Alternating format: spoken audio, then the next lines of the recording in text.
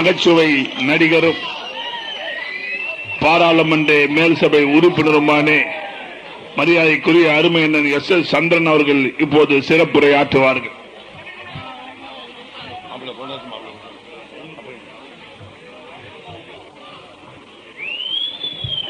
பெரும் மதிப்புக்குரிய இந்த மாபெரும் வெற்றி விழாவிற்கு தலைமை தாங்குகின்ற காஞ்சி மாவட்டத்தினுடைய செயலாளரும் கைத்தறித்துறை அமைச்சரும் தமிழக முதல்வர் புரட்சித் தலைவி அம்மா அவர்களின் இதயத்தில் நீங்கா இடம்பெற்ற அன்பு மாப்பிள்ளை சோமசுந்தரம் அவர்களே, எனக்கு முன்னால் புள்ளி விவரத்தோடு அத்தனை விஷயங்களும் அந்தந்த லாக்காவிலையும் பேசிய மாண்புமிகு அமைச்சர் அவர்களே, பேரை சொன்னால் நேரமாகும் என்பது எனக்கு நன்றாக தெரியும். அதுவரை உங்களுக்கும் நன்றாக தெரியும். என் அன்பு மாப்பிள்ளை சோமசுந்தரம் மாப்பிள்ளை மாவட்ட செயலாளர் என்னை வைத்து எத்தனையோ கூட்டங்களை இங்கே கூட்டியிருக்கிறார். எத்தனையோ கூட்டங்களிலே பேசியும் எனக்கு முன்னால் பேசிய புரட்சித் தலைவி அம்மா அவர்களுடைய இதயத்தில் நீங்கா இடம்பெற்ற நிதி அமைச்சர் அண்ணா எந்த அளவிற்கு குள்ளமோ அதைவிட குள்ளம் எங்களுடைய நிதி அமைச்சர். ஒரு விஷயம் உங்களுக்கு சொல்றேன், குள்ளம்னா சாதாரணமா நினைச்சிடக்கூடாது.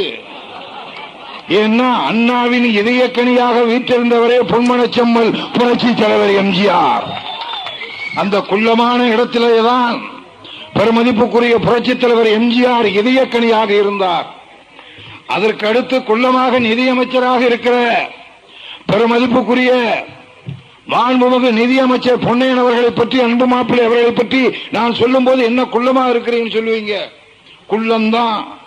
5 விரலுக்குள்ள ஒரு போட்டி வந்துச்சான்.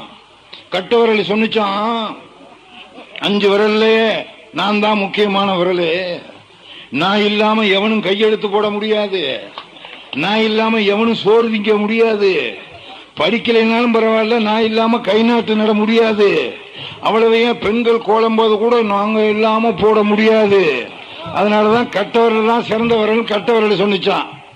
அதுக்கு அடுத்த விரல் சொன்னிச்சான், அட போயா பைத்தியக்காரா, 1000 தான் இருந்தாலும் ஆள்காட்டி விரல் தான் சிறந்த விரல், ஏன்னா அதோ போறாம்பாரு அப்படின்னு சுட்டி காட்டுறதுக்கு நான் தான் தேவை, இதோ உட்கார்ந்திருக்காம்பாரு அவனை காட்டுறதுக்கு நான் தான் தேவை, அதனால 5 விரல்ல சிறந்த விரல் நான் தான் ஆள்காட்டி விரல் சொன்னிச்சான். அதுக்கு நடுவிரல் சொன்னிச்சான், போயா பைத்தியக்காரங்களா, அப்படி ரொம்ப நன்றி, நான் பைத்தியம் இல்ல. நடுவிரல் சொன்னிச்சான், 1000 தான் இருந்தாலும் 5 விரல்ல உயரமான விரல் நான் தான், அதனாலதான் நான் தான் சிறந்த விரல் சொன்னிச்சான். அதுக்கு அடுத்த விரல் சொன்னிச்சான், போயா மடையர்களா, 1000 தான் இருந்தாலும் ஒருத்தன் 5000 ரூபாய் சம்பளம் வாங்கணும்னு முதல்ல 3000 ரூபாய் கொடுத்து மோதிரம் போடுறது எனக்கு தான், அதனால மோதிர விரல் நான் தான் சிறந்த விரல் சொன்னிச்சான். அதுக்கு கடைசி விரல் சுண்டு விரல் சொன்னிச்சான், நான் 5 விரல்ல குள்ளமான விரலான்னு இருக்கலாம், ஒருத்தன் வீட்டுக்குள்ள வரும்போது வாங்க வணக்கம் சொல்லும் போது முதல்ல நிக்கிறதே நான் தான், அதனால குள்ளமா இருந்தாலும் முதல்ல நிக்கிறது நான் தான்.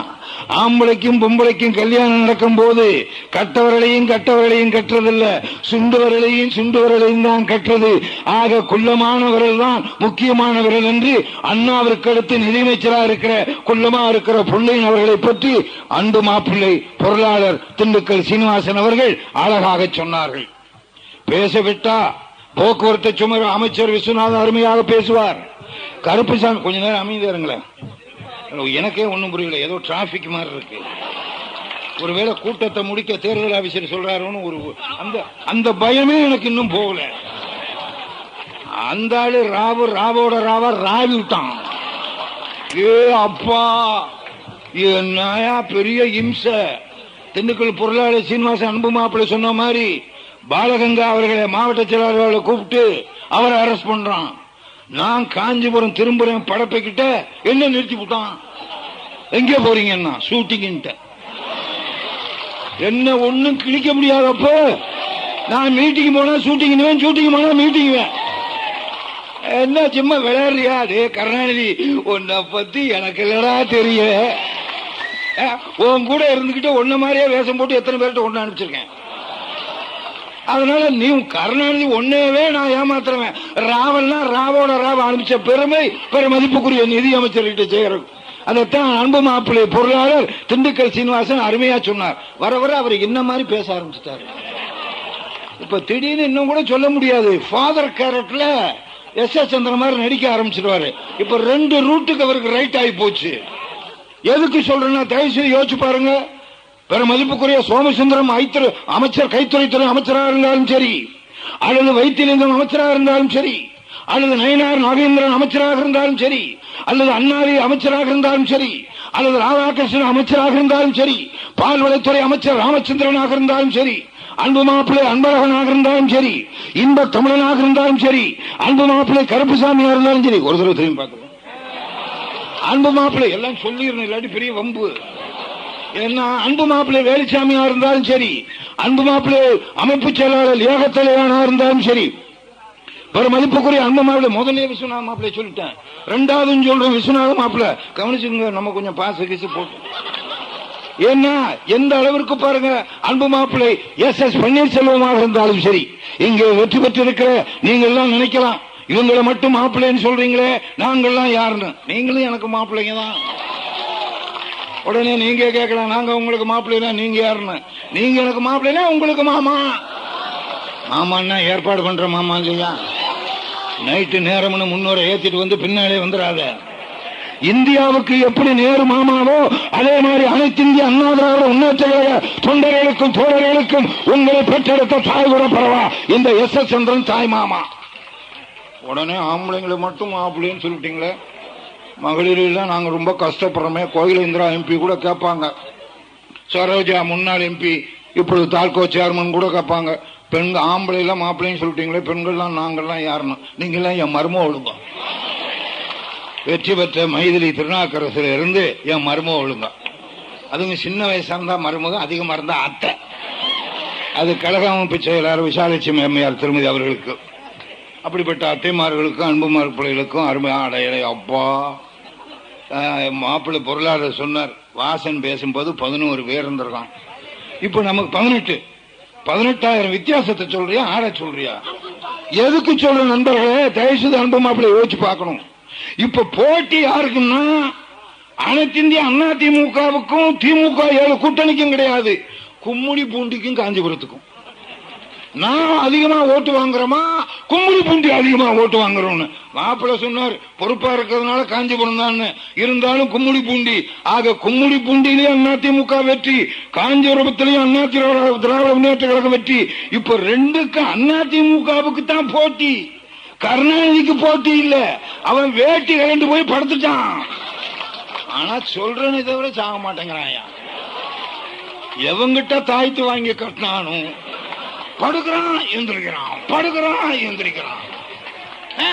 என்ன இளவு? நான் அடிக்கடி சொல்ற மாதிரி போலந்து நாட்டில் பிறந்த போப்பாண்டவர் 84 வயசுல செத்து போயிட்டார். அவருக்கு விவரம் தெரிஞ்சுட்டு ஆப்பிள தவிர வேற எதுவுமே சாப்பிட மாட்டார். அவரே செத்து போயிட்டார். ஆனா கருணாநிதி ஆப்பிள தவிர அவ்வளவும் சாப்பிடுவார்.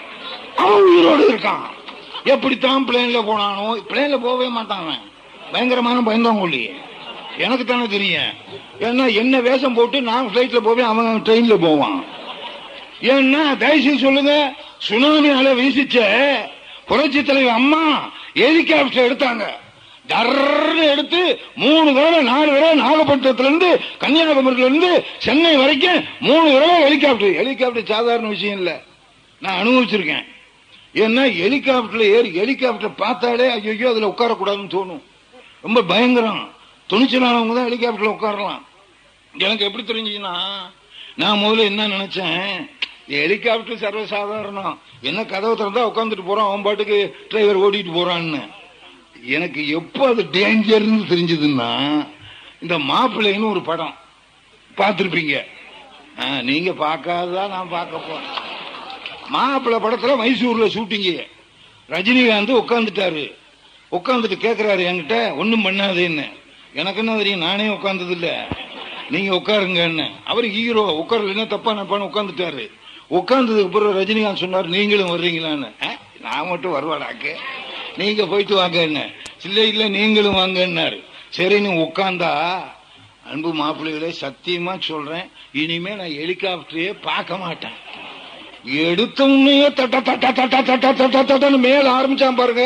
அப்ப சொன்னேன் டிரைவர்கிட்ட, யோ என் பொண்டாட்டியே சரியா கூட பாக்கலையா, பாவி மேல கொண்டாந்து விட்டுறிய, கீழே விழுந்தா எலும்பு மிச்சமாகாதையா, வேற எவனாவது எலும்பு எடுத்து கர்மாதி பண்ணுவான் காசிக்கு கொண்டு போய், அது நாய் எலும்போ பேய் எலும்போ, ஏன் எலும்பு கிடைக்காதையா அப்படின்னு பயந்து போயிட்டேன். இறக்கியான். அவன் ஹிந்தி, நான் தமிழ். அவன் என்ன நினைக்கிறான், இன்னும் மேல பறக்க சொல்றேன் நினைச்சுக்கிட்டு இருக்கான். அப்புறம் என்ன நான் நினைச்சேன், இதோ என்ன நினைச்சுக்கிட்டு இருக்க, அவன் ஒண்ணு ஹிந்தியில பேசினான். இப்போதான் நான், எனக்கு ஹிந்தி சர்வசாதாரணம். மாப்பிள்ள பொருளாளரே ஹிந்தி பேசுவாரு, எனக்கும் இப்ப ஹிந்தி தெரியும். 3 வருஷம் ஆச்சா. மன்மோகன் சிங் பேசுறதா நமக்கு ஹிந்தி தான். ஆமா, ஒரு நாள் என்ன பார்த்து நமஸ்தேன்னாரு, நானும் நமஸ்தே என்ன, அட இவருக்கு ஹிந்தி தெரியுமா நினைச்சுக்கிட்டு அவர் என்கிட்ட, அவருக்கு ஹிந்தி, நான் தமிழ், நான் பேசுற தமிழ் அவருக்கு புரியாது, அவர் பேசுற ஹிந்தி எனக்கு புரியாது. ஆனா நாங்க 2 பேரும் 3 வருஷம் ஃப்ரெண்டு. அவர் ஒரு நாள் நமஸ்தேன்னு சொல்லிட்டு பகா புகே பகா புளுக் புளுக்குன்னாரு. நான் ஒண்ணு ஆஹா ஓஹோ புளுக் புளுக்குன்னு. உடனே உங்களுக்கு எப்படி ஹிந்தி தெரியும்னா, எவனுக்குடா தெரியும் புளுக்கு புளுக்குனா ஹிந்தின்னு, இப்பதான்டா எனக்கே தெரியும். எதுக்கு சொல்றேன்னா, இப்பவாது 1 2 3 4 5 6 8 9 10 புஷ்ன்னு கரெக்டா மாப்பிள்ள அப்படி போடுங்க. ஏன்னா முதல்ல தான் தெரிஞ்சு ஏக்னா என்ன தோனா என்னன்னு, இப்படி இப்பதான் தெரியும், அப்ப தெரியாது. ஹெலிகாப்டர் அவ்வளவு பயங்கரமானது. அந்த ஹெலிகாப்டர்ல ஒரு வீரமா ஒரு தமிழக முதல்வர் ஒரு பெண்ணாக இருந்து கொண்டு சர்வசாதாரணமாக சுனாமி அடித்தவுடன் அந்த கன்னியாகுமரியிலிருந்து நாகப்பட்டினத்திலிருந்து சென்னை கடற்கரை வரைக்கும் 3 தடவை சுற்றுப்பயணம் செய்து சுறுசுறுப்பான தைரியசாலி இந்தியாவிலே ஒரே முதல்வர் புரட்சி தலைவி அம்மா. இதை எதுக்கு சொல்றேன்னா, கருணாநிதி போக மாட்டான், அவன் பிளைட்லயே ஏற மாட்டான். ஏன்னா மேல பிறந்தா உங்களுக்கு ஆயுசு கம்மின்னு ஜோசிக்காரன் சொல்லி விட்டான். அதனால கருணாநிதி பிளைட்ல போறதே கிடையாது. அவர் சொன்னாரு, அன்பு மாப்பிள்ளை திண்டுக்கல் சீனிவாசன் அவர்கள் எஸ் சந்திரன் சொல்லுவாரு கருணாநிதியை பத்தி, ஐயோ 360 பக்கம் இல்ல, சொன்னா விடிய விடிய பேசலாம், அவ்வளவுக்கு அநியாயம் பண்ணவன். தயவுசெய்து அவன் மேடை ஏறினா சூரியமேடு சுக்கிரமேடு, உங்க சொந்த ஊரியது சூளமேடு, நீங்க எதுக்கு போனாலும் பிளைட்ல போகாதீங்க பீளமேடுன்னுவான். ஏன்னா அது தண்ணி, அந்த தண்ணி உள்ள போற தண்ணி கண்டம் இல்லையா, மிதக்கிற தண்ணியில தான் கண்டமா. அப்படிப்பட்ட பயந்தாங்கோலி தமிழக முதல்வர் புரட்சி தலைவி அம்மாவை எதிர்க்கிறதுக்கு தைரியம் இல்லாம 7 பேர் கூட்டணியை கூட்டிக்கிட்டு எங்க குடியை இறக்கி விட்டு நிதியமைச்சர் பொன்னையன் குடி. ஒரு விஷயம் தெரியுமா, எனக்கு விவரம் தெரிஞ்சிட்டு புரட்சி தலைவர் எம்ஜிஆர் காலத்திலிருந்து அவரை வேஷ்டி சட்டையெல்லாம் பாக்குறேன்.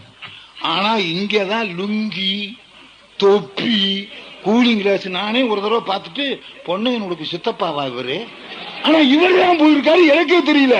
நடிகை எனக்கே தெரியலன்னா ராவுக்கு எங்க தெரிய போகுது. அதுக்கப்புறம் திண்டுக்கல் சீனிவாசன் மாப்பிள்ளைன்னா ஆப்டாயிர போட்டுக்கிட்டு வாக்கிங் போறாராம். எல்லாம் திமுக எங்க இங்க போறான்னு கண்டுபிடிச்சுக்கிட்டு இருக்காங்க. தயவுசெய்து சொல்லுங்க, இந்த நிலைமையில இருக்கும் போது எல்லாத்தையும் மறந்து தமிழகம் மௌனமா இருந்தான். எனக்கு ஒண்ணுமே புரியல. ஒவ்வொரு ஊருக்குள்ள போறேன், நான் பேசி எனக்கு கண்டுபிடிச்சிருவேன் எவன் நமக்கு ஓட்டு போட போறான், எவன் நமக்கு ஓட்டு போட போகலன்னு. அன்புள்ள பெரியவர்களே, தாய்மார்களே, தெரிஞ்சு போச்சு, இவன் போடவே மாட்டான். என்னைக்கு நம்ம முகத்துல ஊதுனானோ அன்னைக்கே போட மாட்டான் அப்படின்னு அப்புறம் ஓடி வந்து சொல்றான், நீங்க எங்க ஊருக்கு எப்ப வருவீங்க என் ஊதுறதுக்கா போட. உங்களுக்கு ஒண்ணும் தெரியாதா, நீங்க அடுத்த ஊர்ல பாருங்க நிலைமை என்னன்னு. அப்பவே நினைச்சேன், ஆகா அவர் போயிட்டார், ஒரு லிஸ்ட் கொடுத்தாரு, அந்த ஊருக்கு போனா அவ்வளவு பேரும் அப்படின்னா போட்டு தள்ள போறான் போல் இருக்கு நம்மள. என்னடா இப்படி சொல்லிட்டானுங்க, நான் வேற இந்த ஊருக்குள்ள சரியா மாட்டிட்டேன்னா. பேசி முடிச்சுட்டு போகும்போது சொல்றான், தனியா ஜீப்ல ஏத்துனேன், இங்க வா வெளிய வா. அது என்ன கடைசி வரைக்கும் சும்மா இருந்துட்டு லாஸ்ட்ல போகும்போது இப்படி ஆற்ற என்ன, இங்க ஒரு பெரிய ரவுடி இருக்கான், அவன் எம்ஆர்கே பன்னீர்செல்வம், அவன் ரெட்டலைய காட்டினா 2 விரலையும் வெட்டிடுவான் இருக்கான், அப்புறம் 2 விரலையும் வெட்டிட்டா 3 விரல் தான் மிச்சம் இருக்கும், அதனால அவன் இருக்கும் போது காட்டாம இப்ப வந்து காட்டுறேன் அப்படின்னு சொன்ன ஒண்ணுதான் தெரிஞ்சது. எல்லா ஊர்லயும் மௌனமா இருந்ததுக்கு என்ன காரணம்? எல்லா ஊர்லயும் ரவுடிய போட்டான். பொன்முடி எங்களுக்கு எல்லாம் என்ன கழுத முடியா, பெரிய பொன்முடி. திராவிட முன்னேற்ற கழகம் முடிஞ்சே போச்சுடா. அனைத்து இந்திய அண்ணா திராவிட முன்னேற்ற கழகத்தை பார், அங்க இருந்து ராதாகிருஷ்ணன் அண்ணாவிலிருந்து அங்க பார், ராமச்சந்திரன் இருந்து வைத்தியலிங்கத்திலிருந்து அங்கே நயினார் நாகேந்திரன் இருந்து எல்லாரும் பார் எப்படி வீராதி வீரனா இருக்காங்க. நாங்க ஒண்ணும் பயப்பட மாட்டோம். இங்க பாத்தியா அன்பழகன் இருந்து அங்க பார் இன்பத்தமிழன் இருந்து பேரெல்லாம் பாருங்க, இன்பத்தமிழன், அன்பழகன், சோமசுந்தரம், இவர் ஒரு எப்படிலாம் இருக்கும். அனைத்து இந்திய அண்ணா திராவிட முன்னேற்ற கழகத்தை எந்த கொம்பாடு கும்பலும் அழிக்க முடியாது. என்ன தெரியுமா, இது காயாயி பழமாயி திருப்பி காயாகிறது. சும்மா இல்ல. பார்லிமெண்ட்ல தோத்தோம்னா சட்டசபையில ஜெயிப்போம், சட்டசபையில தோத்தோம்னா பார்லிமெண்ட்ல ஜெயிப்போம், ரெண்டுலையும் தோத்தோம்னா இடைத்தேர்தல ஜெயிப்போம். இடைத்தேர்தல் எங்களுக்கு அல்வா மாதிரின்னு அப்பவே சொன்னேன். ஏன்னா இடைத்தேர்தல பிறந்ததுதான்டா அனைத்து இந்திய அண்ணா திராவிட முன்னேற்ற கழகம். அதை உருவாக்கியவர் தான்டா பொன்மனச்செம்மல் புரட்சி தலைவர் எம்ஜிஆர். கருணாநிதி ஞாபகம் இருக்கா? திண்டுக்கல்ல மாயத்தேவரை நிறுத்தி வச்சு, திமுக முத்துராமலிங்கத்தை நிறுத்தி வச்சு, நான் தானடா பையும் கையுமா கருணாநிதி உன் கூட அலைஞ்சேன். அவ்வளவு பேருக்கு 100 ரூபாயா கொடுத்தமாடா, அவ்வளவு பேரும் வாங்கி தின்னுமுட்டு போட்டானடா ரெட்டை இலக்கி.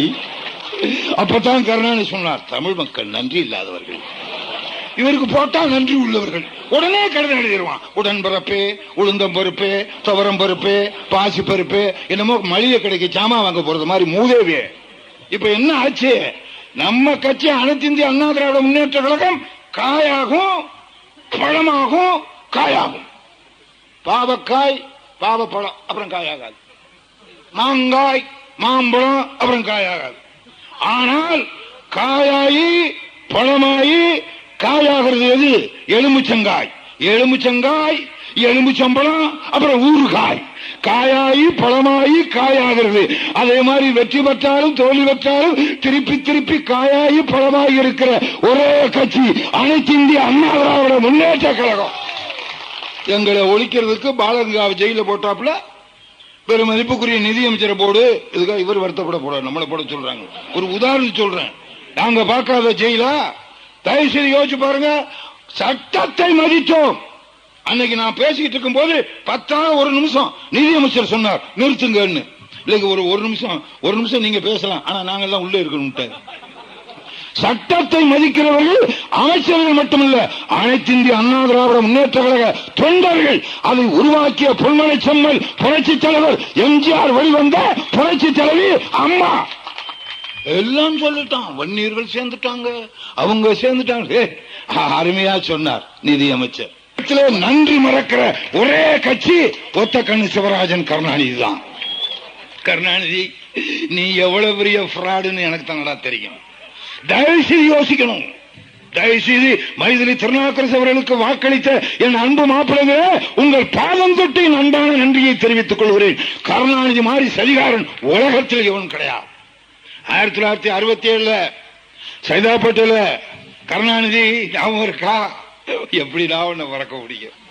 நீயும் என்ன மறக்க முடியாது, நானும் உன்னை மறக்க முடியாது. அதுக்காக நீ என் மேல கேஸும் போட முடியாது. கேஸ் போட்டா நீ என்னென்ன செஞ்சன்ற உன் நிர்வாண படம் வரைக்கும் கொண்டு வருவேன்.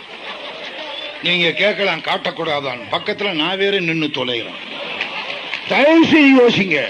இந்த கருணாநிதி 1967 சைதாப்பேட்டையில தேர்தலில் நிற்கும் போது நைட் அப்பெல்லாம் 1 மணி வரைக்கும் பிரச்சாரம்.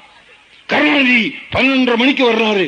வந்த உடனே சொல்றாரு, என் உடன்பிறப்புகளே, நான் தாமதமாக வந்ததற்கு காங்கிரஸ்காரன் தான் காரணம். அப்ப காங்கிரசுக்கும் அப்ப ஒன்றுபட்ட திமுக, அப்போ புரட்சி தலைவர் எம்ஜிஆர் அவர்கள் பொருளாளராக இருக்கிறார். நான் தாமதமா வந்ததுக்கு காரணம் காங்கிரஸ்காரன். ஏன்னா சைதாப்பேட்டை பாலத்துக்கு அருகில் வரும்போது என்னை கொல்ல முயன்றார்கள் காங்கிரஸ்காரர்கள். நான் உடனே இருட்டுக்குள் ஓடி ஒளிந்து கொண்டேன், ஒரு குடிசைக்குள் ஒளிந்து கொண்டேன். நான் கட்டின வேஷ்டியும் வெள்ளை சட்டை, வெள்ளை வேஷ்டி கட்டினதுனால இருட்டுக்குள்ள வெள்ளையா தெரிஞ்சிடும், கண்டுபிடிச்சிருவானுக்காக நான் போட்டிருந்த சட்டையும் வேஷ்டியும் கலட்டி இருட்டுக்குள் இருந்தேன். அந்த காங்கிரஸ்காரர்கள் கண்ணிலே படவில்லை, உயிர் தப்பித்து வந்தேன் என்று மிகப்பெரிய பொய்யை சொன்னார். ஆனால் கருணாநிதிக்காக தன்னுடைய சட்டையும் தன்னுடைய வேஷ்டியும் கலட்டிவிட்டு இருட்டுக்குள்ள நின்ற ஒரே தொண்டன் பேசிக் கொண்டிருக்கிற எஸ்.எஸ். சந்திரன் மறந்து விடாது. மிஸ்டர் கருணாநிதி, உன்னால் மறக்க முடியாது. இது மட்டுமா, பெண்கள் எல்லாம் அதிகமா இருக்கிறீர்கள். ஆகவே பெண்கள் இல்லாத நேரத்தில் தனியா என் ரூமுக்கு வாங்க, கருணாநிதியுடைய வண்டவாளங்கள்லாம் எனக்கு சொல்லுவேன். தயவு செய்து யோசிச்சு பாருங்கள். உங்களுக்கு தெரிந்த ஒரு உண்மையை சொல்கிறேன். புரட்சி தலைவி தமிழக முதல்வர் அம்மா, கழகத்தின் நிரந்தர பொதுச் செயலாளர் அம்மாவுக்கும் LTT அந்த பெருமதிப்புக்குரிய பிரபாகரனை சேர்ந்த அந்த ஒத்தக்கண்ணு சிவராஜனுக்கும் சம்பந்தம் இருக்கிறது. ஆகவே அந்த ஒத்தக்கண்ணு சிவராஜ தான் ராஜீவ்காந்தியை கொன்றான். ஆகவே அந்த ஒத்தக்கண்ணு சிவராஜனும் புரட்சி தலைவர் அம்மாவும் எடுத்துக்கொண்ட போட்டோ என்று ஒரு டூப்ளிகேட் போட்டோவை காமிச்சான். உங்களுக்கு தெரியும், நினைவிருக்கும். ஆனால் புரட்சி தலைவர் அம்மா கிட்ட அவ்வளவு ஏமாற்ற முடியாது. புரட்சி தலைவர் அம்மா உடனே கண்டுபிடிச்சு அது கிருஷ்ணகிரியில இப்ப கூட எம்பிக்கு நின்னாரு நம்ம ஆளு நஞ்சே கவுடா. அவங்க நஞ்சே கவுடாவை புடிச்சு அவன் கிட்டத்தட்ட சிவராஜ மாதிரியே இருப்பாரு. அவரை பிடிச்சி அம்மா கிட்ட வாழ்த்து சொல்றதுக்கா, ஒரு ஒன்றிய செயலாளர் வாழ்த்து சொல்றதுக்கா அந்த போட்டோவை கொடுத்து நம்ம கட்சியை சேர்ந்த அந்த நஞ்சே கவுடாவை சேர்த்து வச்சு எல்லாத்துக்கிட்டையும் ஒத்தக்கண்ணு சிவராஜனுக்கும் புரட்சி தலைவி அம்மாவுக்கும் சம்பந்தம் உண்டு என்று பொய் பிரச்சாரம் செய்தான். அது ஒரே மாதத்தில் உடைத்திருந்த மாபெரும் தலைவி தமிழக முதல்வர் புரட்சி தலைவி அம்மா. அம்மா கிட்ட போய் சொல்லி எவனும் தப்பிக்க முடியாது. தயவு செய்து சொல்லுங்க. ஆனால் இன்று கோடி ரூபாய் வாங்கி தர்றேன், 20 கோடி வாங்கி தர்றேன், 30 கோடி வாங்கி தர்றேன்னு கமிஷன் வாங்கிக்கிட்டு திருப்பி கொடுக்காதவன் யார்? உங்களுக்கு பத்திரிகையில பார்த்திருப்பீர்கள். ஆதிகேசவன். சபாஸ், திருடனை ஞாபகம் வச்சிருக்கீங்க. என்ன கருணாநிதி ஞாபகம் வச்சிருக்கிறதுனால தானே ரெட்டைலைக்கு ஓட்டு போட்டீங்க. அந்த ஆதிகேசவனுக்கும் இந்த கருணாநிதிக்கும் எத்தனை போட்டோ? ஒரு போட்டோ.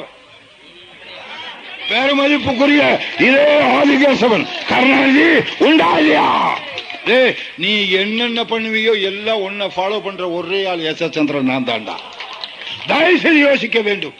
இதோ அந்த கருணாநிதிக்கு சால்வை கொடுக்கிறான். அடுத்தது ஆதிகேசவனுடைய மகன் சாரதி அந்த கருணாநிதிக்கு சால்வை கொடுக்கிறான். இன்னொரு போட்டோ நண்பர்களே, இதோ பாருங்கள். இதோ யார் இருக்கிறார்? மு கருணாநிதி, தயாநிதி மாறன், ஆதிகேசவன், இப்பொழுது மாற்றியிருக்கிற வீரபாண்டி, மு.க. ஸ்டாலின், அவனுடைய சம்பந்தி, அதனுடைய சாரதி, அத்தனை பேரையும் யார் எதற்கு சம்பந்தம்? அந்த ஆதிகேசவன் கொள்ளை எடுத்த பணத்தில் இந்த ஸ்டாலினுக்கு பங்கு உண்டு. மறந்து விடாதீர்கள். அந்த வழக்கு வரப்போகிறது. இப்பொழுது வழக்கு இருக்கிறது. அந்த ஆதிகேசவன் என்ற திருடனை பிடித்த மாபெரும் தலைவி புரட்சி தலைவி அம்மா.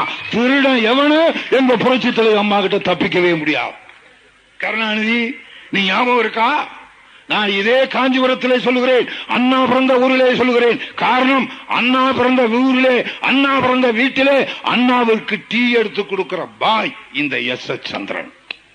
இன்னைக்கு அண்ணா வீட்டில டீ எடுத்து கொடுக்கிற இந்த பாய் வாஜ்பாயோட பேசுறேன்னா அதுக்கு காரணம் புரட்சி தலைவி அம்மா. மறந்து விடாதே மிஸ்டர் கருணாநிதி. இந்த புண்ணிய பூமியிலே பெருமதிப்புக்குரிய கருணாநிதி, நீதான் சொன்னாய். எப்பொழுது சொன்னாய்? 3 மாசத்துக்கு முன்னால. என்ன சொன்ன? 1000 இருக்கட்டியா, அந்த அம்மையார் மாதிரி தைரியம் எவனுக்கும் வராதியா. எதுக்கு சொன்னான்? சங்கராச்சாரியா ஓம் சுக்லாம் பிரதரம் விஷ்ணும் சசிவர்ணம் சதுர்புஷம் பிரசன்னவனும் தியாகே சர்வ விக்னோ சாந்தியே உள்ள போங்களே போயிட்டான். இப்ப சொல்றான் இந்தியாவுல. இன்னைக்கு நான் போன் பண்ணா தமிழ்நாட்டில் மிகப்பெரிய கம்யூனிஸ்ட் தலைவன் தா பாண்டியனை பாராட்டி இருக்கிறார். இந்தியாவில் இப்ப என்ன தெரியுமா, இங்க பார்லிமெண்ட்ல ஒரு வருஷம் விழாவுக்கு கம்யூனிஸ்ட்காரன் வரமாட்டான், லல்லு பிரசாத் வரமாட்டான். ஒரே வருஷத்துல முடிய போகுது. எனக்கு முன்னால யாரோ ஒருத்தர் பேசினாங்க, 2006 பொது தேர்தல் தமிழ்நாட்டுக்கு வரக்கும் போது அதுக்கு இடைத்தேர்தல வரப்போகுது பார்லிமெண்ட்டுக்கு. நிலைமை ரொம்ப இங்க மோசம். அங்க எல்லாம் அவனும் பாத்துக்கிறான். நான் சொன்னேன், ஒவ்வொரு கூட்டத்திலும் இங்க ஒவ்வொரு தெரு வீதியிலும் கிராமத்து வீதியிலும் சொன்னேன். பெருமதிப்புக்குரிய நிதியமைச்சர் சொன்ன இடத்திற்கும் பொருளாளர் சொன்ன இடத்திற்கும் இங்கே இருக்கிற சோமசுந்தரன் அவர்கள் சொன்ன இடத்திற்கும் கிராமம் கிராமமா சொன்னேன். நீ அங்கே என்ன நினைச்சான் தெரியுமா? தயவுசெய்து இந்த இடைத்தேர்தல் வச்சதே பொருளாளர் சொன்னார். இதுதான் கடைசியில பேசவே கூடாது. நம்ம என்ன பேசணும்னு நினைக்கிறோமோ எல்லாம் அவங்க பேசி விடுவான். அவங்க பேசினாலும் பரவாயில்ல, திருப்பி சொல்றதுனால தப்பு இல்ல. இடைத்தேர்தலை வச்சது தயாநிதி மாறன் கருணாநிதி சொல்லி, அப்ப இடைத்தேர்தல் ரெண்டுலையும் ஜெயிச்சிட்டோம்னா சட்டம் ஒழுங்கு கெட்டு விட்டது. போ, தமிழக அரசு காலி. ஒரே வருஷத்துல நம்மளை கலைச்சிருவான். கலைச்சிட்டு அடுத்தது என்ன?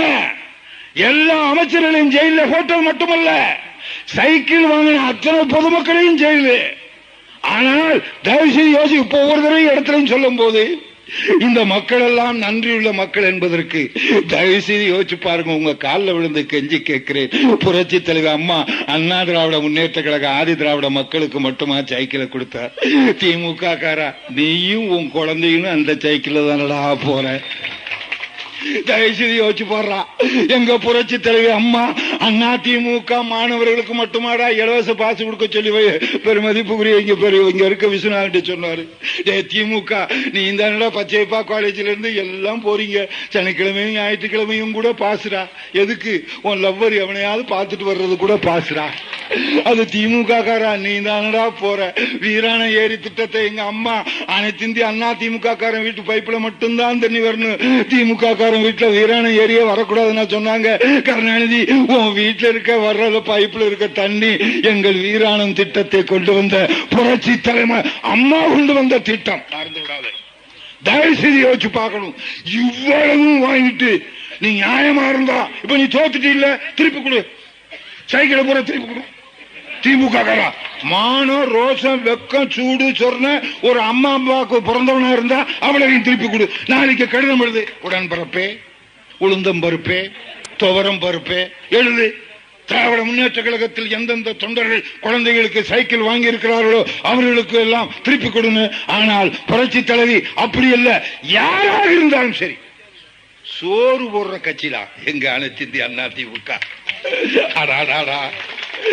எப்படி மதிப்புக்குரிய புரட்சி தலைவர் எம்ஜிஆர் அவர்கள் இந்த கட்சியை ஆரம்பித்து முதல்ல முதலமைச்சர் சொன்னார். நான் ஏழைகளுக்காக ஆரம்பிச்ச கட்சி, தொழிலாளர்களுக்காக ஆரம்பிச்ச கட்சி, நெசவாளர்களுக்காக ஆரம்பிச்ச கட்சி, விவசாயிகளுக்காக ஆரம்பிச்ச கட்சி. ஆகவே ஏழைகளுக்காக நான் எதையாவது செய்ய வேண்டும் என்று புரட்சி தலைவர் எம்ஜிஆர் ஆபீஸ்ல எல்லாம் கூப்பிட்டு கேட்டாங்களாம், என்ன செய்யணும். உடனே புரட்சி தலைவர் எம்ஜிஆர் சொன்னார், மதிய சத்துணவு திட்டம் டெய்லி போடணும். போடலாம். எத்தனை நாளைக்கு? ஒரு 6 மாசத்துக்கு போடலாம். அப்புறம் என்ன ஆகும்னு எம்ஜிஆர் கேட்டிருக்காரு. 6 மாசத்துக்கு மேல போட்டா அரசாங்கமே கவுந்து போகும். அப்படி கவுந்தாலும் பரவாயில்லை, ஏழைகளுக்கு சோறு போடுறதுதான் என்னுடைய முக்கிய குறிக்கோள் என்று இன்று வரை சோறு போடுகிற ஒரே தலைவன் பொன்னரை செம்மல் புரட்சி தலைவர் எம்ஜிஆர். அதுல சாப்பிடுறவன் முக்காவாசி பேரு திமுக மாணவன். சரியான நீ ரோசக்காரன் அவ்வளவு வாந்திடுறான். எல்லாம் வாந்திய துண்ணுக்குருவாரா, நம்மள திட்டிக்குருவாரா. ஆனா அம்மா என்ன பண்ணாங்க? எம்ஜிஆர் வெளிவந்த புரட்சி தலைவர் அம்மா, புரட்சி தலைவர் சத்துணவா போடுறாரு, நான் டிரெஸ்ஸும் கொடுக்கிறேன். எத்தனாவதுக்கு? 10வது போடுறேன். டிரெஸ் முன்னெல்லாம் நான் சினிமா நடிகனா இருக்கும் போது, இப்பவும் சினிமா நடிகனா என் வீட்டுக்கு வந்துடுவான். பள்ளிக்கூடம் திறந்தோன்னு ஒரு 500 ரூபாய் வேணும், ஒரு 1000 ரூபாய் வேணும். ஏன்டா கேக்குற? என் குழந்தைகளை பள்ளிக்கூடத்துல படிக்க வைக்கணும். இப்ப எவனுமே கேட்கறது இல்ல. காரணம் 10வது வகுப்பு வரை பாட புத்தகத்தை ஃப்ரீயாவும் கொடுத்து டிரெஸ்ஸும் கொடுத்த ஒரே தலைவி, உடையும் கொடுத்து உணவும் கொடுத்து எல்லாம். சாமி கும்பிடுற கோயிலுக்கு போனா எவனா சோறு போடுவானா? முன்னையெல்லாம் எப்படி? கோயிலுக்கு போகணும்னா தேங்காய் பழம் ஊதுபத்தி எல்லாம் வாங்கிட்டு போகணும். வாங்கிட்டு போகும்போது புருஷனும் பொண்டாட்டியும் போவான் கோயிலுக்கு. கோயிலுக்கு போகும்போது செருப்பை விட்டுட்டே போவான். பொண்டாட்டிக்காரன் நேரம் போயிடுவா, புருஷன்காரன் செருப்பே பார்த்துட்டு போவான். உள்ள போனோம்னா வாங்கோ அப்படின்னு ஒரு ஐயர், ஆமா சக்கியமா இருக்கீங்களா? இருக்கேன் அவன் அங்கேயே பார்ப்பான். ஏன்னா செருப்பு போட்டிருக்கான் வெளியே. அந்த செருப்பு சாமி ஞாபகமே இருக்காது, செருப்பு ஞாபகமே இருக்கும். சொல்லுங்க அப்படின்னு ஐயரே. ஓம் சுக்லாம் பிரதரம் விஷ்ணும் சசிவர்ணம் சதுர்புசம் பிரசன்னவதனம் தியாகே சர்வ விக்னோவ சாந்தியே. தோப்பனார் பேர் சொல்லுங்க. செருப்பு. என்ன தோப்பனார் பேர் செருப்பா? ஏங்க அவன் பொண்டாட்டிக்கார சொல்லுவா, ஏங்க மானத்தை வாங்குறீங்க? இல்லடி, அங்க செருப்பு, இங்க ஐயர் 2 மூடியில ஒரு மூடியை வச்சுக்கிட்டு ஒரு மூடியத்தான் கொடுப்பாரு. அந்த மூடியை எடுத்துக்கிட்டு வீட்டுல போய் சட்னி செய்யலாமா சாம்பார் செய்யலாமான்னு கவலையா இருக்கேன்னுவாரு. ஆனா இப்போ கோயிலுக்கு போகும்போது தேங்காய் வாங்க வேண்டாம், வாழைப்பழம் வாங்க வேண்டாம், ஊதுபத்தி வாங்க வேண்டாம், கற்பூரம் வாங்க வேண்டாம்.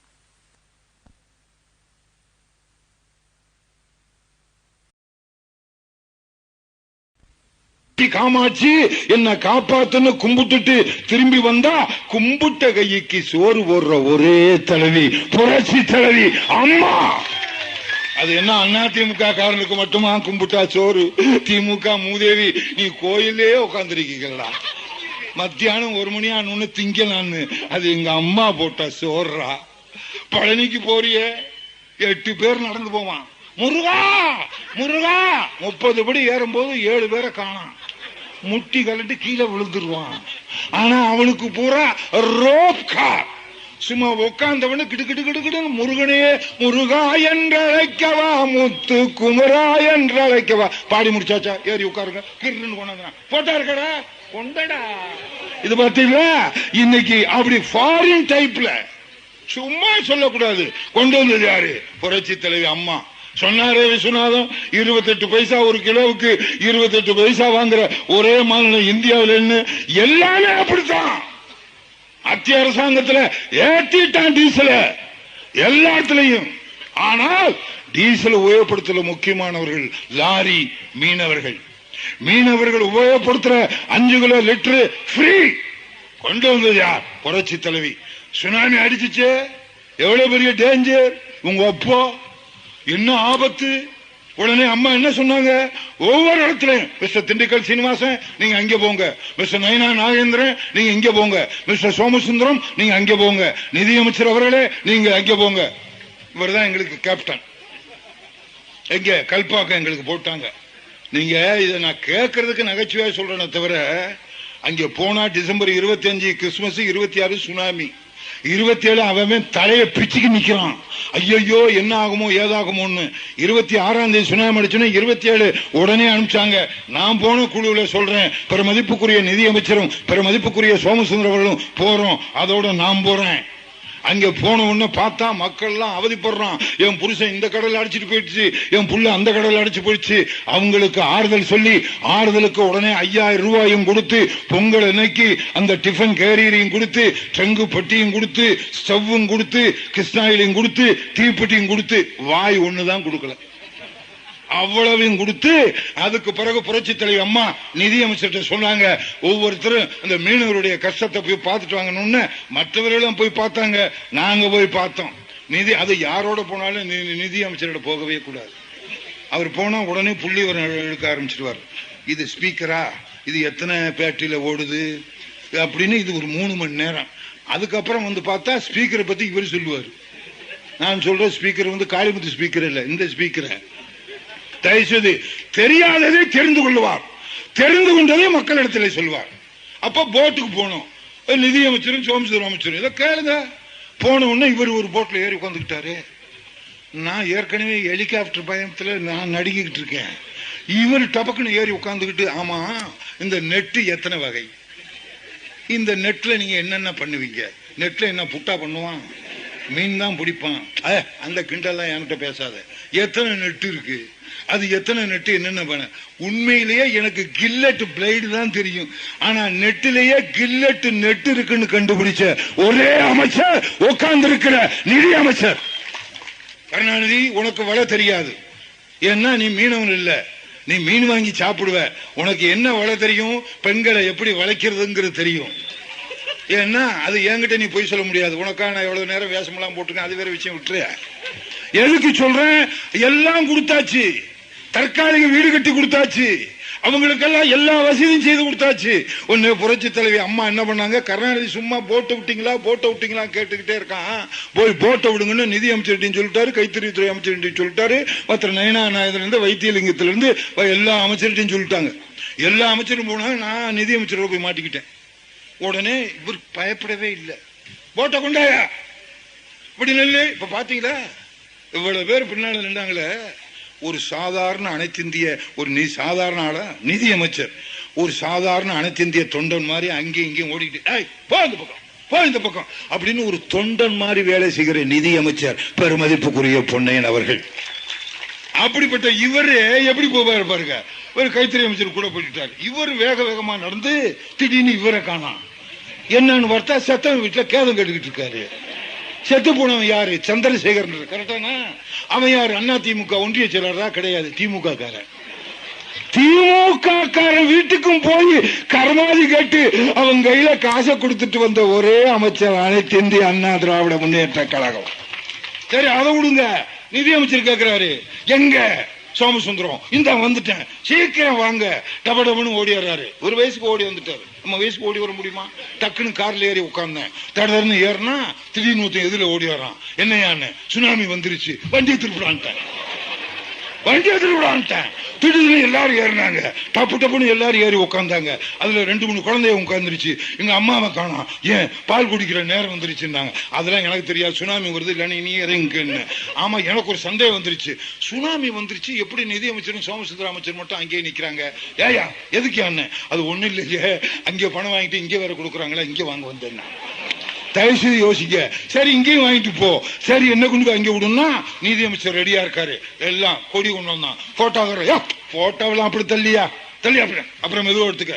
டக்குன்னு ஏறி வாங்க அமைச்சரை எல்லாம் உட்கார்ந்தாங்க. 17 பேர் ஏறிட்டாங்க. என்ன சொன்னார் நிதி அமைச்சர்? மிஸ்டர் SS உட்காருங்க. இல்ல நீங்க போயிட்டு வாங்க, நான் பச்சை கொடி காட்டுறதுக்கு ஆள் வேணும், அதனால நீங்க போயிட்டு வரும்போது ஆட்டுறேன் அப்படின்னா. நீங்க ஒன்னும் கிழிக்க வேணாம், ஏறி உட்காருங்கட்டார். என்னடா அது வம்பா போச்சு.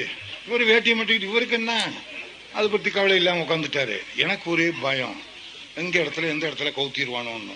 சரி இருந்தாலும் நிதியமைச்சர் என்ன பண்ணாரு, போட்டு வேகமா புறப்படுது. இவர் சொல்றாரு இன்னும் கொஞ்சம் வேகமான. சும்மா இருங்க நீங்க வேற.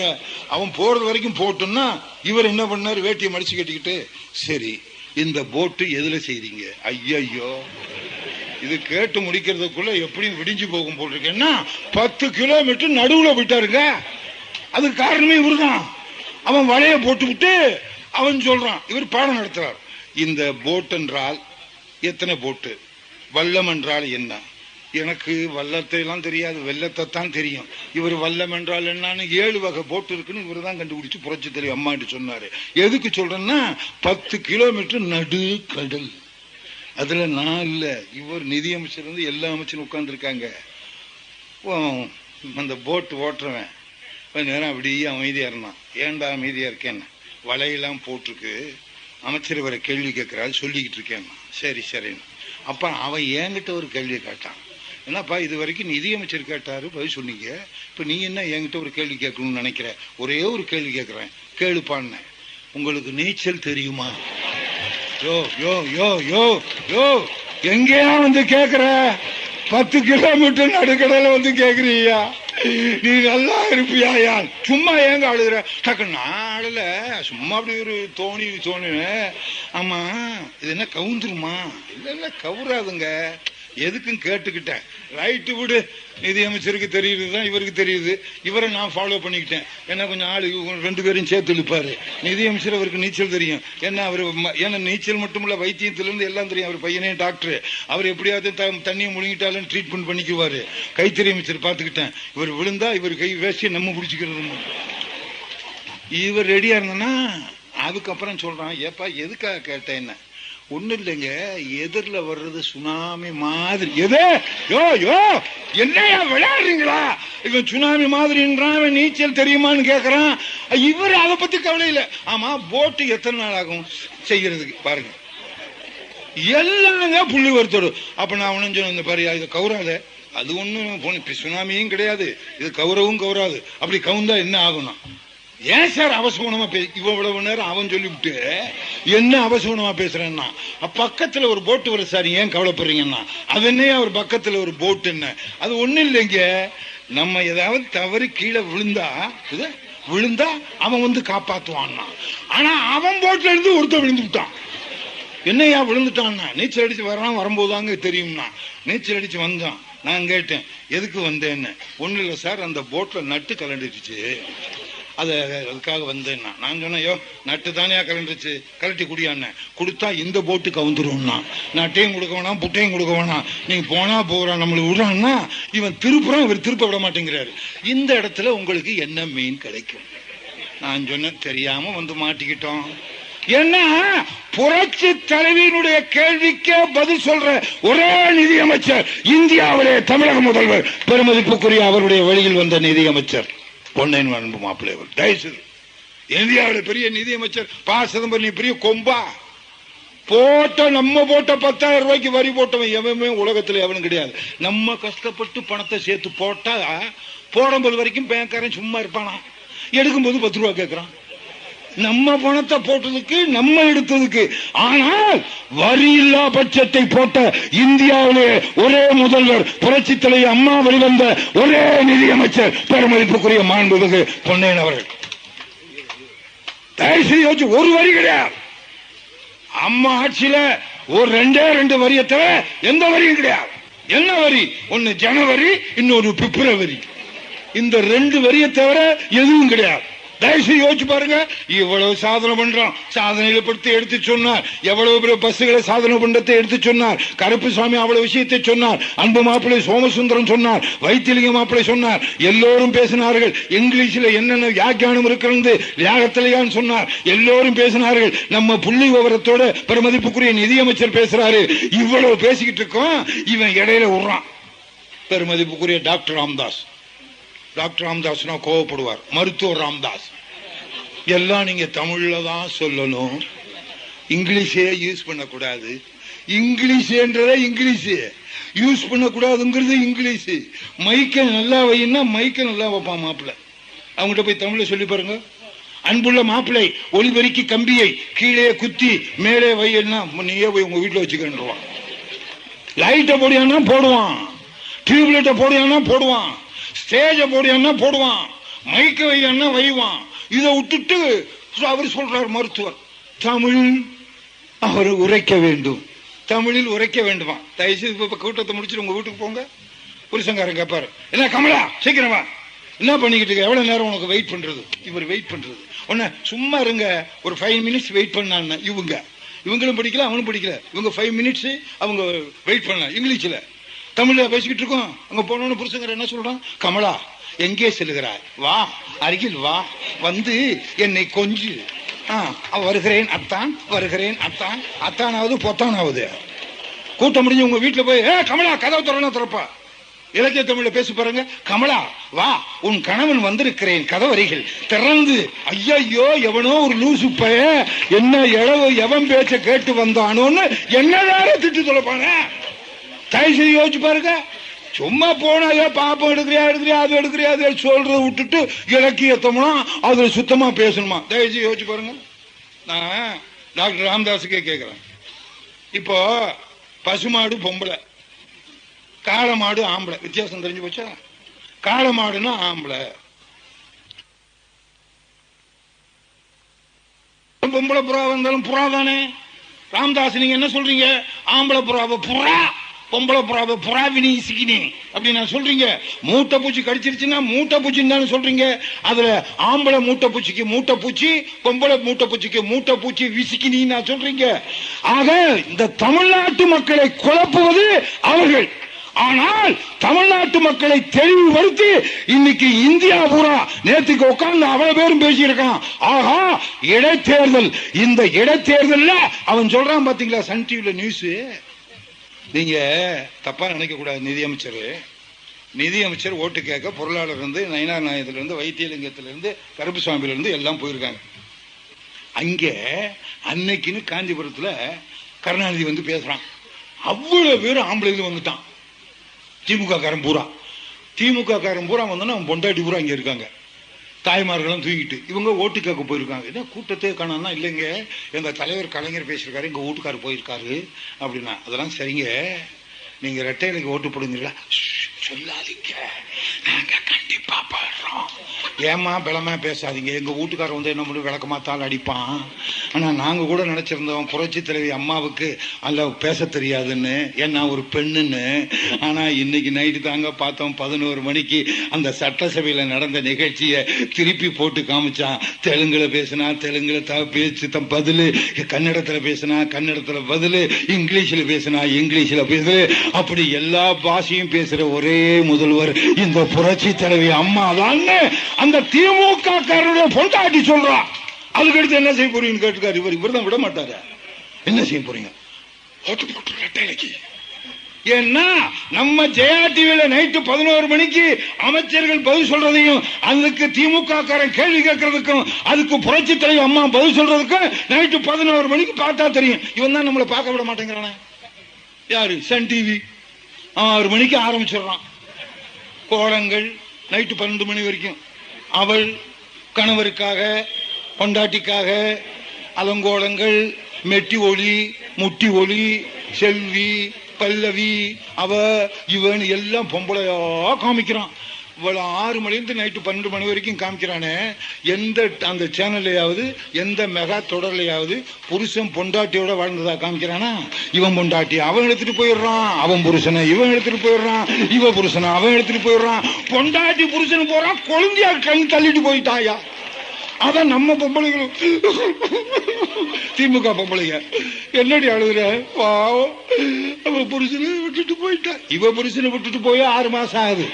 அவ புருஷனை விட்டுட்டு போயிட்டான்னா நீ ராதிகா புருஷன் சரத்துக்கு மாட்டு விட்டுட்டும் போவான், இன்னொரு கல்யாணமும் பண்ணிக்குவான். உனக்கு என்னையா?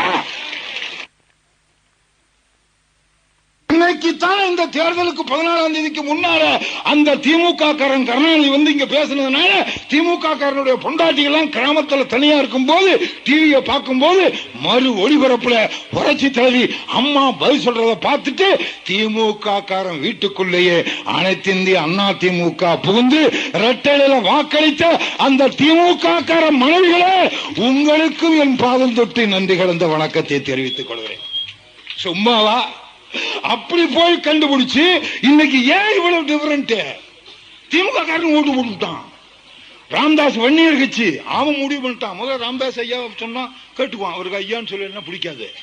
ராமதாஸ் சொன்னா கேட்டுக்குவான். இப்ப அவனே கருணாநிதியோட சேர்ந்து அவர் மக கண்டினியூவா பண்றான் பாருங்க, குடும்ப கட்சி ஆகிட்டான். இது வன்னியர் கட்சி. அதனால இப்ப வன்னியர்கள் என்ன நினைச்சிட்டாங்க? அன்பு பெருமதிப்புக்குரிய மாண்புமிகு நிதியமைச்சர் சொன்னது போல வன்னியருக்கும் தலைவி புரட்சி தலைவி. ஆடாடா, ஜாதி மதம் பார்க்காத ஒரே தலைவிங்க. இதுல முதலியாருக்கும் முக்கியத்துவம் உண்டு, முக்குளத்தோருக்கும் முக்கியத்துவம் உண்டு, தாழ்த்தப்பட்டவர்களுக்கும் முக்கியத்துவம் உண்டு, பிற்படுத்தப்பட்டவர்களுக்கும் முக்கியத்துவம் உண்டு. தயவு செய்து யோசிக்கிறேன் நண்பர்களே. இந்தியாவிற்கு சுதந்திரம் வாங்கிய மகாத்மா காந்தி வாங்கியதற்கு பிறகு இந்தியாவுடைய சட்டத்தை இயற்றியது யார்? அம்பேத்கர். அந்த அம்பேத்கர் சொன்னார், நான் தாழ்த்தப்பட்ட சமுதாயத்தில் பிறந்தவன் என்று சொல்லிக் கொள்வதிலே பெருமைப்படுகிறேன் என்று. அம்பேத்கருக்கு பிறகு தமிழ்நாட்டிலே இங்கே முதலமைச்சராக இருந்த காமராஜர் சொன்னார், நான் நாடார் சமுதாயத்திலே பிறந்தவன் என்று சொல்லிக் கொள்வதிலே பெருமைப்படுகிறேன். பக்தவத்சல முதலமைச்சராக இருக்கும்போது சொன்னார், நான் முதலியார் குடும்பத்திலே பிறந்தவன் என்று சொல்லிக் கொள்வதிலே பெருமைப்படுகிறேன். பேரறிஞர் அண்ணா சொன்னார், காஞ்சிபுரத்திலே நான் முதலியார் குடும்பத்திலே பிறந்தவன் என்று சொல்லிக் கொள்வதிலே பெருமைப்படுகிறேன்.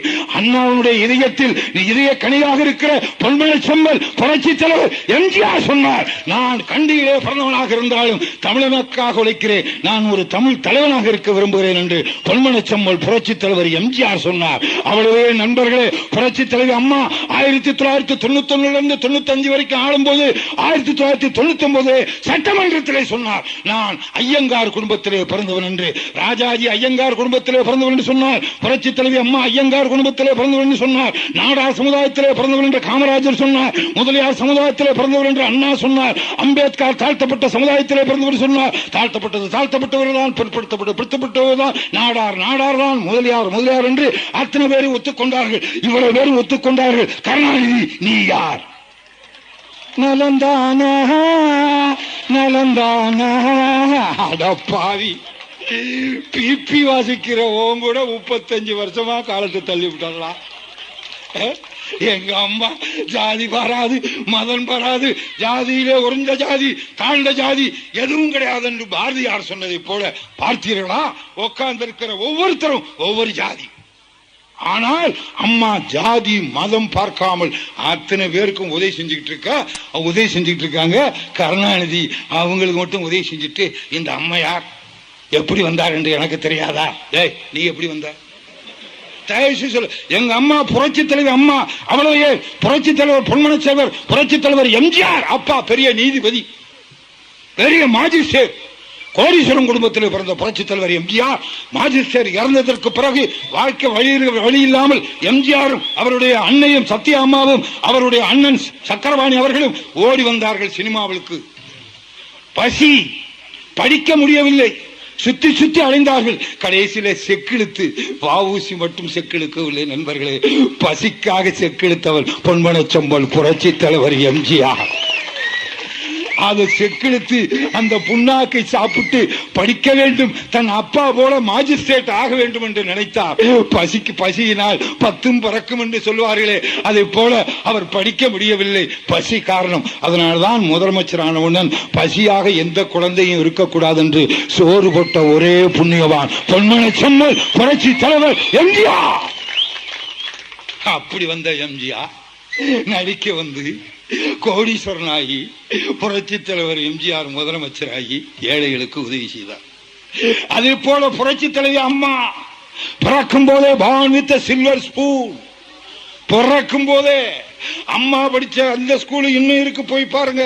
ஸ்கூலை பார்த்தாலே நமக்கு +2 பாஸ் பண்ண மாதிரி வரும். அப்படிப்பட்ட அம்மா சின்ன வயசுலயும் அழகு, 57 வயசுலயும் அழகு, 87 வயசுலயும் அழகு, 105 வயசுலயும் அழகு. இன்னும் எத்தனை ஆண்டு காலம் இருக்கிறார்களோ அத்தனை ஆண்டு காலமும் அழகா இருக்கிற ஒரே தலைவி இந்தியாவிலே பொன்மன செல்வி புரட்சி தலைவி அம்மா. அழகு அறிவு கொண்டதா. இதோ நண்பர்களே, புரட்சி தலைவி அம்மா இருக்கிற போட்டோல 10 வயசுல இருக்க போட்டோ, 14 வயசுல இருக்க போட்டோ, 15 வயசுல இருக்க போட்டோ. அந்த புரட்சி தலைவி அம்மாவும் அம்மாவை பெற்ற அந்த சந்தியா அம்மாவும் இதோ நண்பர்களே, தயவு செய்து யோசிச்சு பார்க்க வேண்டும். என்ன அழகு மாப்பிள்ள, பாரு மாப்பிள்ள, தயவு செய்து யோசிச்சு பார்க்க வேண்டும். இப்படிப்பட்ட அழகான புரட்சி தலைவி அம்மா தமிழ்நாட்டை அழகாகவும் அறிவாகவும் வைத்துக் கொண்டிருக்க வேண்டும் என்று நினைக்கிறார் கருணாநிதி. நீயும் 14 வயசுல போட்டோ எடுத்திருக்க. எப்படி போட்டோ? டை கட்டி சூட்டு போட்டு, உங்க அப்பா ஃபுல் டை கட்டி பெரிய கவுன் போட்டு, உங்க அம்மா அஞ்சுகம்மா நைட் கவுன் போட்டு 14 வயசுல கருணாநிதி போட்டோ எடுத்திருக்கிறார். தயவு செய்து பாருங்க. பிரிட்டிஷ்காரன் ஃபேமிலியில வந்தவன். நலந்தானா நலந்தானா, அடப்பாவி, பாரு மாப்பிள்ள பாரு, உனக்காகத்தானே கொண்டு வந்திருக்க பாரு. தப்பா டான்ஸ் ஆயிரும் கருணாநிதி, பின்னி எடுத்துருவேன். எங்க அம்மா எனக்கு ஒரு கோடு போட்டிருக்காங்க, இதுக்கு மேல தவ கூடாதுன்னு. சில நேரங்கள தவிடுவேன், வேற வழி இல்ல.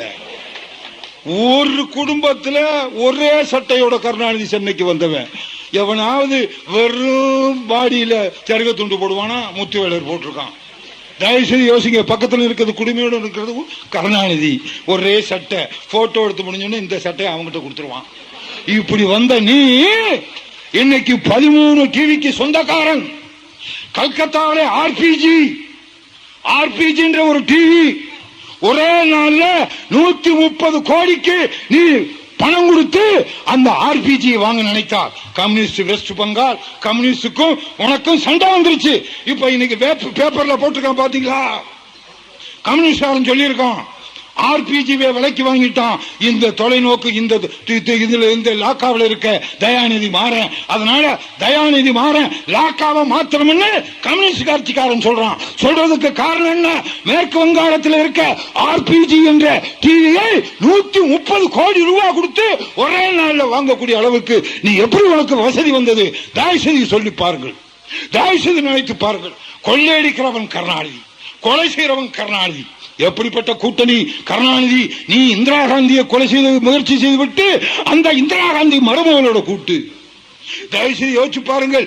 எல்டிடி பிரபாகரன் தான் என் தலைவன் என்று சொல்லி எல்டிடி பிரபாகரனை கொண்ட கருணாநிதி கூட இந்த வன்னியர் கட்சி கூட்டு. தயவுசெய்து யோசிச்சு பார்க்க வேண்டும். தயவுசெய்து இதே திருமாவளவனோட எனக்கு ஓட்டு வேண்டும் என்பதற்காக திருமாவளவனோட கூட்டு சேர்ந்து விட்டு அதற்கு சீட்டு இல்லை என்று சொல்லிவிட்டு உன் இதயத்தில் உனக்கு இடம் இருக்கிறது சொன்னவன் இந்த கருணாநிதி. எல்லோரையும் அழித்து அவன் குடும்பம் மட்டும் வாழ வேண்டும் என்று நினைத்தது இந்த கருணாநிதி. தயவுசெய்து யோசிச்சு பார்க்க வேண்டும். இந்த கருணாநிதி சரியான பாடம் புகட்டிய 2 தொகுதி இந்தியாவிலே. அது ஒன்று கும்மிடிப்பூண்டி, இன்னும் ஒன்று காஞ்சிபுரம். காமாட்சி அம்மனுக்கு அருள் இருக்கிறது என்பதை நிரூபித்தது இந்த காஞ்சிபுரம். காமாட்சி அம்மனுக்கு சக்தி இருக்கிறது என்று நிரூபித்தது இந்த காஞ்சிபுரம். சக்தியா சிவமா என்றால் சக்திக்குத்தான் பெருமை. அந்த சக்தியான காமாட்சி அம்மன் ரூபத்திலே பொன்மன செல்வி புரட்சி தலைவி அம்மாவுக்கு நீங்கள் இரட்டையிலே ஓட்டு போட்டீர்களே. அருமையான சின்னம். கும்மிடிப்பூண்டி 1, காஞ்சிபுரம் 2. இந்த இரட்டையிலே அதற்கு ஓட்டு போட்ட மக்களே, என் அன்புள்ள மருமகளே, என் அன்புள்ள அக்காமார்களே, என் அன்புள்ளம் கொண்ட அண்ணன்மார்களே, என் அன்புள்ளம் கொண்ட மாமன்மார்களே, உங்கள் பாதம் தொட்டு என் நன்றி கலந்த வணக்கத்தை தெரிவித்து 2000 ஆண்டுகள் அன்னை தமிழகம் தவமிருந்து பெற்றெடுத்த தலைமகன் சிங்க நடையும் சிங்கார தென்றல் நடையும் பொங்கு கடனடையும் புரட்சி கவிநடையும் தன் உரை நடையாக கண்ட பூமி பந்தில் தமிழர்கள் எங்கெல்லாம் இருக்கிறார்களோ அங்கெல்லாம் அவர்களும் இதயமெல்லாம் தங்க சிம்மாசனம் போட்டு வீட்டிருக்க என் மன்னன் எங்கள் உடன்புறவா அண்ணன். ஒரு தாயின் வயிற்றில் நாம் அனைவரும் பிறக்க முடியாது என்ற காரணத்தால் தனித்தனி தாயின் வயிற்றில் பிறந்தோமடா என கூறிய எங்க குடும்ப முதல்வன் அங்கமெல்லாம் நொந்து பெற்று ஒரு நாளைக்கு 1000 முறை மகனே மகனே என்று அழைக்கும் தாயை போல ஒரு நாளைக்கு 1000 முறை தம்பி தம்பி என அழைக்கும் அரசியல் தாய். தமிழனாக பிறந்தனா தமிழின் மகத்துவம் தெரியாத அந்த நிலையில் அறிவு மங்கி ஆற்றல் குறைந்து கூனி குறுகிக் கொண்டிருக்கும் அந்த வேளையில் மாலையிலே வரும் செந்தல் போல் சோலையிலே குழுகும் மலர் போல் இந்த நாட்டு மக்களின் பிணிகளை அகற்றி பேணி காக்க தன் மாணிக்க பேச்சை மரகத எழுத்தை மங்காத தமிழுக்கு சங்கே முழங்கு என்று உதித்த உண்மை தமிழனா. நீதி பார்வை ஏழையின் நிழல் பாமர மக்களுக்கு பகுத்தறிவூட்டிய சிங்கம் எங்களின் அன்பு தங்கம் தன்னாட்டின் பர்னாட் ஷா இந்நாட்டின் இங்கர் ஷா காஜதந்த கர்பால்ட் காந்தி தன்னாட்டு காந்தி அறிஞர் அண்ணாவின் இதய கனி பொன்மன செல்வர் புரட்சி தலைவர் எம்ஜிஆர் வெளிவந்த புரட்சி தலைவி அம்மா வாழ்க அம்மா வாழ்க அம்மா வாழ்க என்று சொல்லி விடைபெறுகிறேன். நன்றி, வணக்கம்.